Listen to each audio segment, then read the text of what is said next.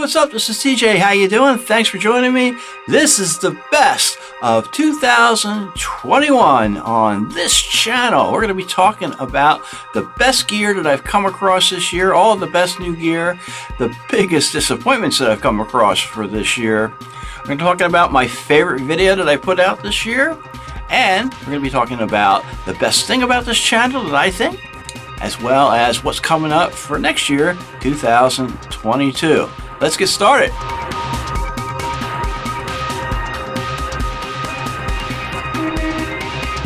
Alright, so if you watch this channel, you know that I review a lot of synthesizer and guitar gear. Really love the stuff. I love the gear. It's so much fun. It's more than just a hobby for me. It's really just a dedication of the love to the music and the gear that is, used to create it. And there's been a lot of great gear that's come out this year that I've had a chance to try out. And there are just 6 of them that really stand out. So in no special order, here they come. Now, the first best gear that I want to mention for this year is the Arturia PolyBrute. Man, what a monster synth that is. I'm telling you that every time that I use it, every time I program new sounds, I get new explorations, new horizons, new words I can't even say. It is just a monster synth. It is capable of really delicate sounds as well as really aggressive sounds. It is just a huge horizon, a huge palette of capabilities within it.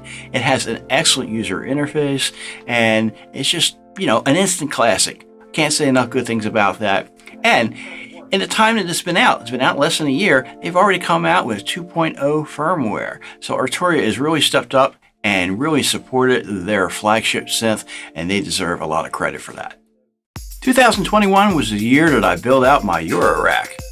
Now, there are a ton of modules that I could talk about that all day, about the cool things that they do. But the one module that I bought this year, and is also new for the year, that really is the glue for the entire rack, is the Synths Black Sequencer. Sequencers I have a love-hate relationship with. They're all about workflow. If the workflow doesn't work, for me, it just makes it more tedious. It messes up the creative mind, at least for me. And I know that's true for a lot of people. So it's got to have a workflow that's easy to understand, easy to remember, without having to look back into the manual to figure out, what you want to do and how you want to do it. And that Black Sequencer really is probably the first sequencer I've ever really gelled with, because it has a very great user interface.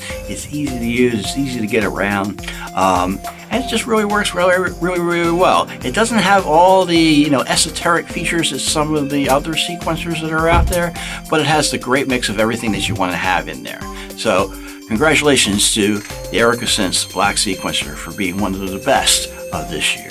All right, in the world of guitar gear, it's the Fractal Audio FM9. This thing just came out of nowhere.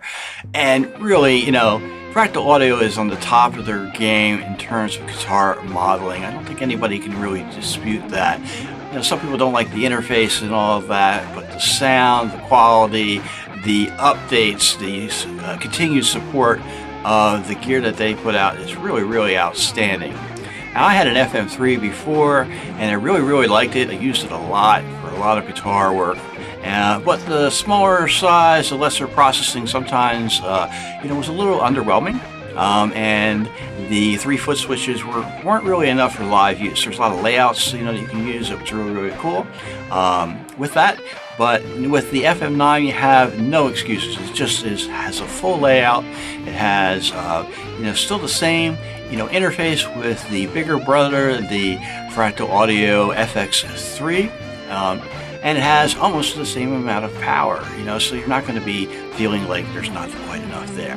So hats off to Fractal Audio. They continue to put out some of the best modeling gear that is available in the FM9. I'm really happy to have that. And the next new piece of gear that I want to talk about, that has at least come to me because it isn't necessarily new for this year, is the Moog Matriarch. Another monster synthesizer that I've had the chance to get my hands on. And the reason why I didn't try to get my hands on it earlier is because, frankly, I didn't think it would be a synthesizer that I would really like. Immediately, it just proved me wrong. Why didn't I think I'd really like it? Well, it doesn't have any presets, you know? I mean, this is 2021. Aren't your synthesizers supposed to have presets, right? Huh? Yeah? No, you don't really need them. In fact, I think it really, kind of sets you free because now you're in the moment of creating this. What you create now is, only going to last for that moment. Capture it, enjoy it, have fun with it, then create something new. I really do think that has changed my idea of what synthesizers are. It's old school. Now, I'm old, but I'm not that old. So, hey, I didn't really know until now. It really opened up my eyes to what you can do. And it really actually sent me on the journey of continuing that with, going with my Eurorack and doing other things with synthesis. So hats off to Moog Matriarch. You really, really changed my life. Okay, the next new for 2021, again, isn't entirely new, but the new thing about them is the price. These Relish guitars have been out for quite a while. They used to be pretty much in the stratosphere in terms of pricing, unobtainable type of guitars, but they've come down dramatically in price, and they are really, really reasonably good. And considering that they are totally space age in design, they're really a great value. They have these aluminum bodies, they have the swappable pickups out of them, they have this Mary One guitar is limited, has the slider for the pickup selector. This is a really, really cool space age guitar, and this is something new for me this year. Okay, lastly, for the new of 2021 that I want to talk about is this. This is the Roland Aerophone Pro Wind Synthesizer. I am really just a frustrated saxophone player. Took sax lessons from a very famous teacher, and I won't mention it right here, but I took lessons from a very, very good teacher years ago. Years and years and years of saxophone lessons. Never really got to the point where I could play it really, really well. But at that time, I got into wind synthesizers, and I really did enjoy them and found that I could play those even better. So this year I got a Aerophone Pro here for Roland, and Roland deserves a lot of credit because they have been supporting this. They came out with new firmware for it. Roland isn't always very well known for supporting their synths and their other gear, but they've been stepping up to the plate lately on this and many other pieces of gear. So really hats off to them. And this is a total fun for me to play and enjoy, and it's seriously expressive, and I really, really like it. Now let's get to a little bit more of the controversial part of this video, and that is my biggest disappointments for this year. We all come across gear that has a lot of promises associated with it. Gear that was supposed to, step up to the plate and make it really something new that you can use in ways that you never used gear before. And there are two pieces of gear this year that stand out in that category. The first one is the NDSP Quad Cortex.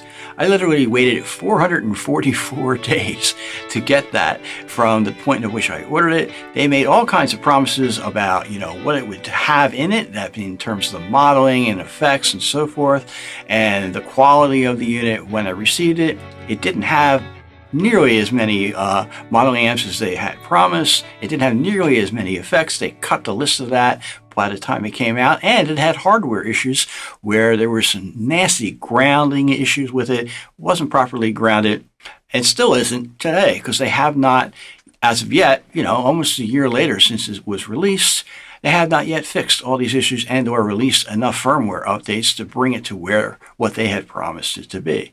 So I do hope in 2022 they continue to improve it, continue to make it into something that the current users really wanted it to be and really expected it to be from the get-go. I don't have one anymore. I'm not really interested in it anymore. But again, I do hope that it becomes something that makes the boundaries push further in guitar modeling just the way that they originally had promised. And the next thing I want to talk about is the Osmose from ExpressiveE. Over 2 years ago, is when they announced it. And it was expected to be initially released in the following August, late summer. It has been perennially delayed since. Now, obviously, there's a global pandemic out there. There's many, many reasons why that would be delayed, and understandably so. But, I did a count recently, and that there is, with companies large and small, been 40 releases, more than 40 releases of different synthesizers since the announcement. And I really don't get the sense of urgency from this company that they're ever going to actually come out with this product. Hopefully I'm wrong, because I tell you one thing, I really, really want the thing. I really, really do. And I stuck with it, and I hope to be wrong, and I'll be the first person to say when I get it and do a review on it to say I'm completely wrong. This company is awesome, and their product, the Osmose, is the greatest thing since sliced bread. All right, my favorite video for this year that I put out is one that really didn't get a lot of views. It only got like 100 views, but it is something that I really thought was my best work, I got to be honest. And one day in May last year, I woke up and looked outside, and it was just a beautiful day. Didn't have anything really to do that day, so I jumped in my car and I brought my drone with me, right? And got some beautiful shots of the Barnegat Lighthouse in Barnegat, New Jersey. And I brought it back home, and I made some music with it using the Arturia PolyBrute. And the video and the sounds that I made in the video and the songs really seem to come together in a way I think that I really enjoyed making it, and I hope you enjoy it too. It's called The Keeper of the Light. Check it out here on this channel.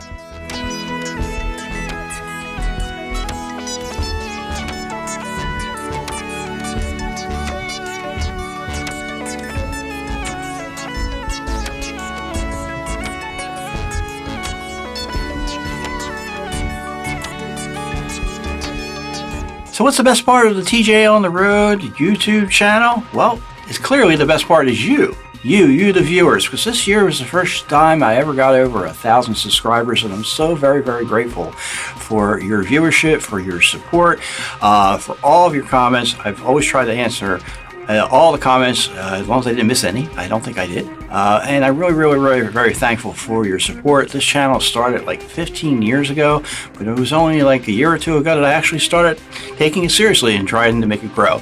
And you responded, so very, very, very thankful. You are the best part of this channel, TJ on the Road. All right, so what's up on this channel for 2022? Well, God only knows what's going to happen next year in this crazy mixed up world we're living in right now. But I do have some things I really think I want to focus more on. First thing is, I think the whole idea of gear reviews is kind of here on YouTube starting to,